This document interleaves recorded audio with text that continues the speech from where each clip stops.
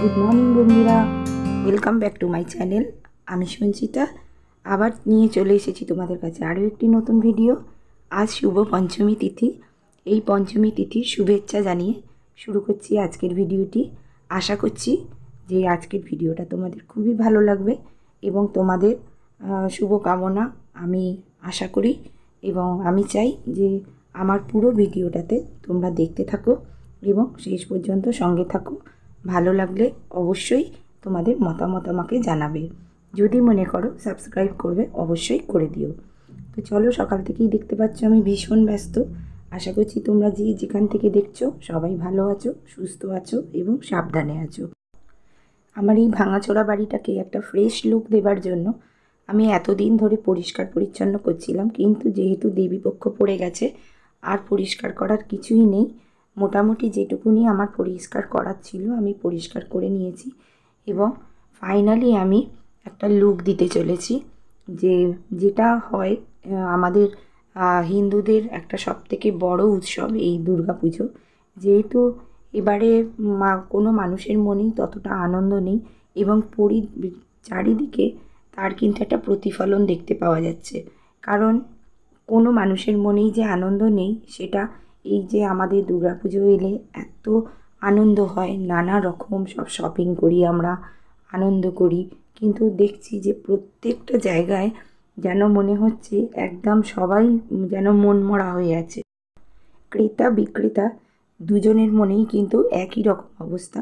সেই জন্য আমরাও যখন যাচ্ছি যে সারা বছরের জন্য আমরা এই মানে দুর্গাপুজো উৎসবটাকে কেন্দ্র করে আমরা সারা বছরের কিছু জামা কাপড় পোশাক তুলে নিই এবং সেটাই আমরা 12 মাস পরতে থাকি এবং আবার পয়লা বৈশাখের সময় সে সামান্য কিছু আমরা কিনি।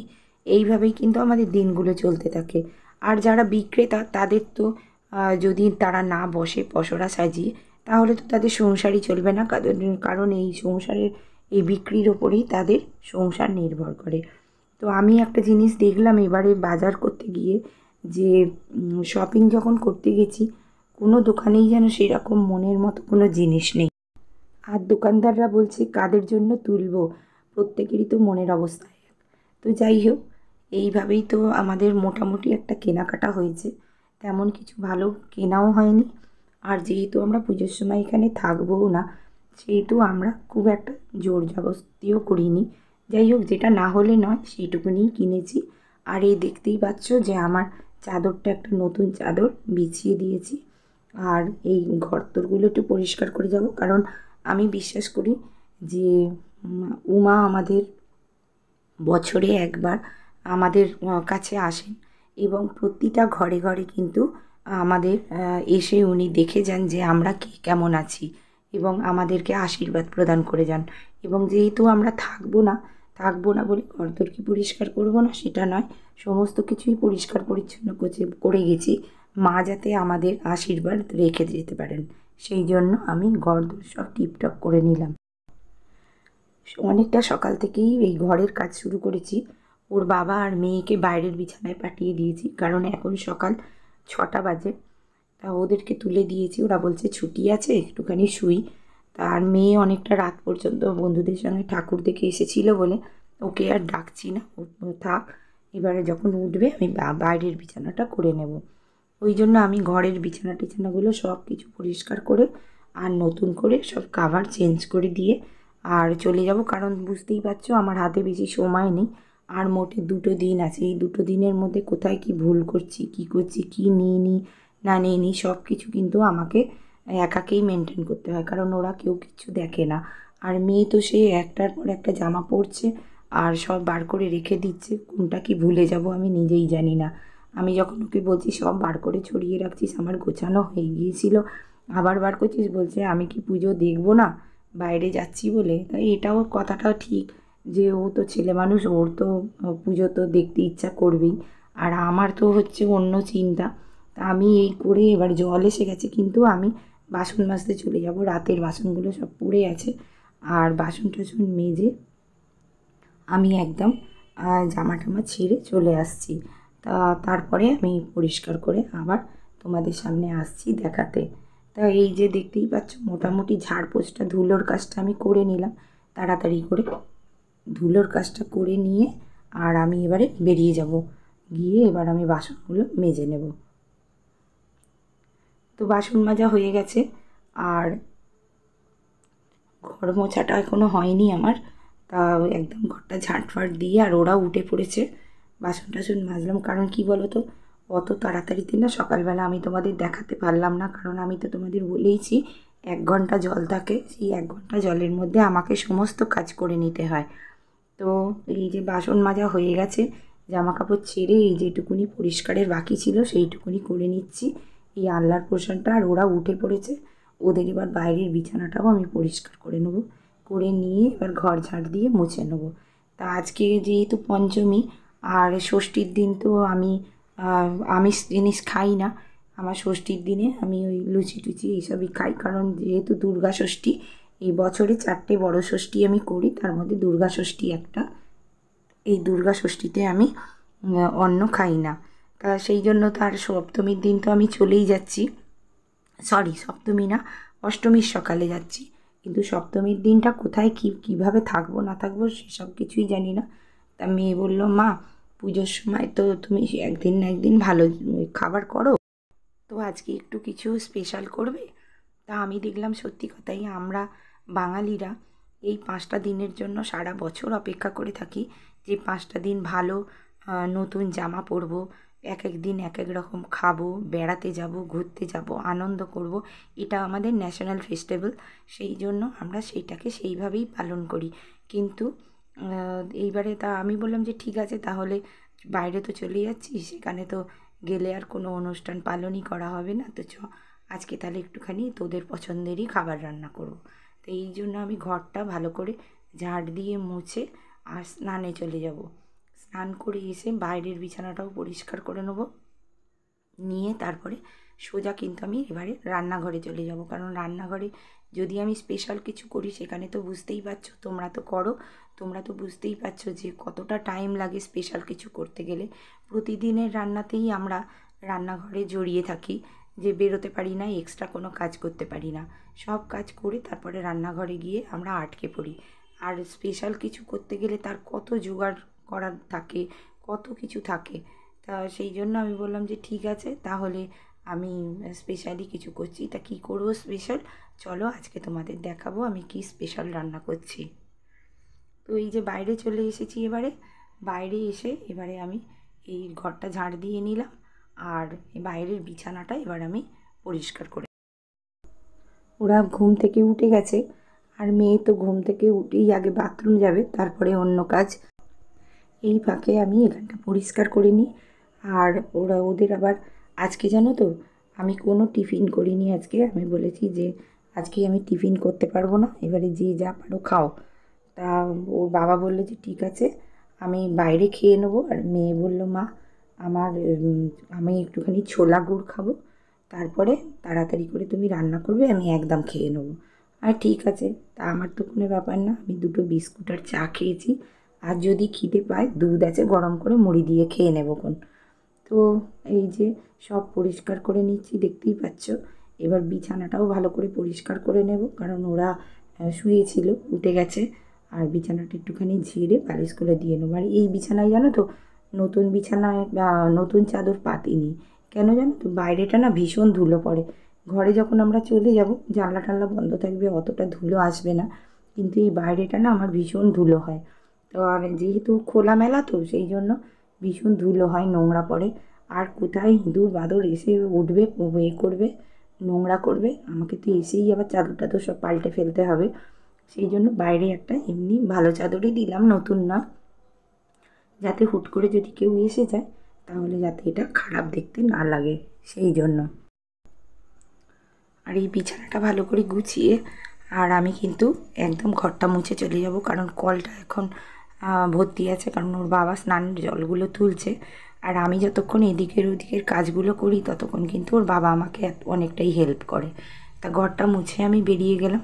আর এদিকের ওই তোমাদের সঙ্গে শেয়ার করি, এবারে আজকে আমি বিরিয়ানি করব, সেই জন্য বিরিয়ানির জিনিসগুলো সমস্ত কিছু মোটামুটি একটু বাটাবুটি করে রেডি করে রেখে যাচ্ছি। কারণ সকাল সকাল স্নানটা না করলে কি হবে বলো তো, দেরি হয়ে যাবে, আর বসাতেও দেরি হয়ে যাবে একদম।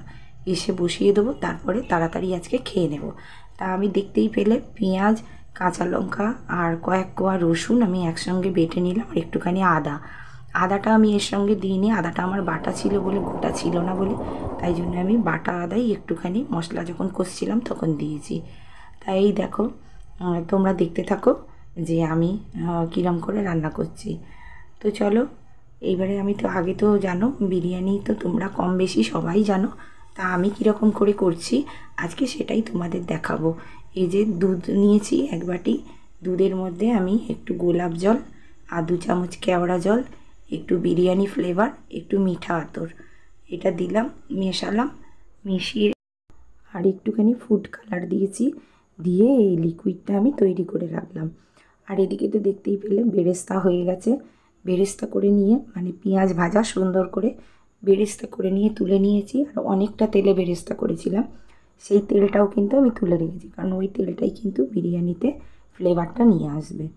তো এই দেখছো আলু ভাজা হয়ে গেছে, আর এই যে টক দই ফেটিয়ে রেখে দিয়েছি, আর পেঁয়াজের তেল, পেঁয়াজ ভাজার তেলটা। তো এই যে চালটা তো ধুয়ে রেখেছিলাম প্রায় 45 মিনিট, এবার স্নান টান করে এসেছো দেখতেই পেলে।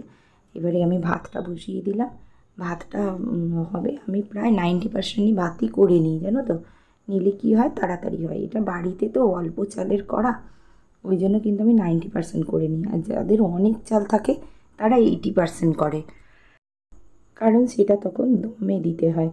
আর আমি দমেই করব, কিন্তু অল্প সময়ের মধ্যে আমারটা হয়ে যাবে। এই দেখো, এই যে বেরেস্তার তেল ছিল, ওই পেঁয়াজ আমি একটুখানি হালকা করে নুন আর অল্প একটুখানি ফুড কালার দিয়ে কিন্তু আমি মাংসটাকে মাখিয়ে রেখে দিয়েছিলাম, সেইটা ভেজে তুলে নিলাম। এবার নিয়ে ওই যে সমস্ত বাটাটা ছিল সেই বাটাটা তেলে দিয়ে দিলাম, দিয়ে এবার এই যে টক দই ফেটানো টক দইটাও দিয়ে দিলাম এর সঙ্গে, কারণ টক দইটা আমি প্রতিদিন বিরিয়ানিতে দিই না, আজকে একটু টক দইটা দিয়ে দেখছি, কারণ মাংসটা আজকে একটু সলিড আছে জানো, তাই জন্য একটু টক দইটা দিলাম যাতে মাংসটা একটু নরম হয়ে যায়।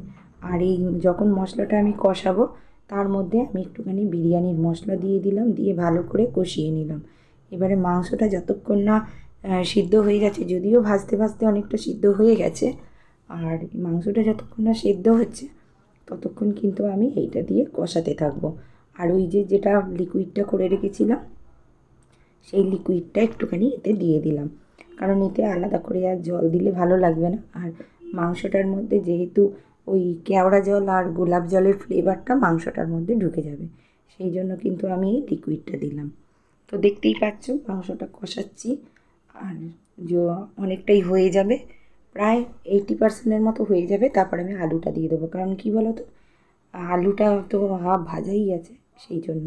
আর এদিকে আর একটু বেরেস্তা উপর দিয়ে দিলাম, কারণ বেরেস্তার ফ্লেভারটা কিন্তু মাংস আর আলুর মধ্যে আর গ্রেভির মধ্যে ঢুকে যাবে সেই জন্য। তো এই যে ভাতটা এবারে ফ্যান ঝাড়ানো হয়ে গেছে, ভাতটাকে আমি তুলে নিলাম, নিয়ে এইবারে আমি দমে দেবো সেই জন্য। আর ভাতটা যেহেতু গরম আছে, আর এই দেখো কী সুন্দর ঝরঝরে হয়ে গেছে। আর তোমাদের তো প্রথমেই দেখালাম গরমে তোমার হাঁড়ির মধ্যে জল দিয়ে তার মধ্যে গরম মশলা তেজপাতা দিয়ে, আর আমি চালটা দিয়েছিলাম নুন আর একটু সাদা তেল। সাদা তেল দিলে কি হয় জানো তো, ভাতের গায়ে ভাত লেগে যায় না, আর ভাতটা খুব সুন্দর সেদ্ধ হয়, একটা চালের গায়ে আর একটা চাল লাগে না। তো এইবারে আমি এই যে পেঁয়াজের তেলটা তুলে রেখেছিলাম, পেঁয়াজ ভাজার তেল, সেই তেলটার সঙ্গে কিন্তু আমি অনেকটা গাওয়া ঘি দিয়েছি, সেটা কিন্তু তোমাদের আমি দেখাইনি, মানে দেখানো হয়ে ওঠেনি আর কি, এই তাড়াহুড়োর মধ্যে আমার সেই ভিডিওটা করা হয়নি। তা আমি এমনিতেই ওটার সঙ্গে রেখে দিয়েছি। আর এই যে এর মধ্যে সেই কিন্তু তেল আর ঘিয়ের মিশ্রণটা আমি আগে দিয়ে দিলাম, দিয়ে এবার মাংসটা দিলাম, দিয়ে তারপরে এই যে লিকুইডটা করেছিলাম সেইটা ওপরে দিয়ে দিলাম। এটা দুটো লেয়ারে দেয়, কিন্তু আমি দুটো লেয়ারে দেবো না, আজকে একটা লেয়ারেই দেবো, কারণ মাংসটা যেহেতু একটু দমে থাকবে আর একটু ঝোল ঝোল মতো আছে, সেই জন্য কিন্তু আমি পরে দেবো। ভাতটা তো আমার 90% হয়েই গিয়েছিলো তোমাদের বললাম।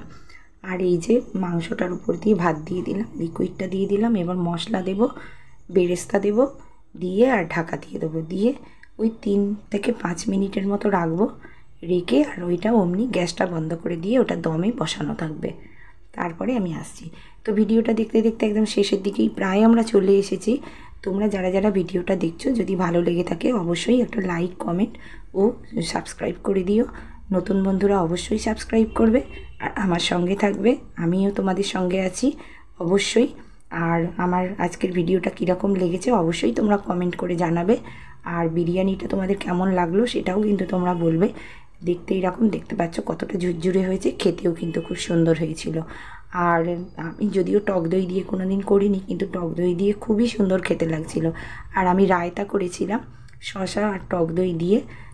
আমার যদি রায়তাটা তোমরা দেখতে চাও তাহলে আমার শর্ট ভিডিওতে দেওয়া আছে, অবশ্যই দেখে নিতে পারো।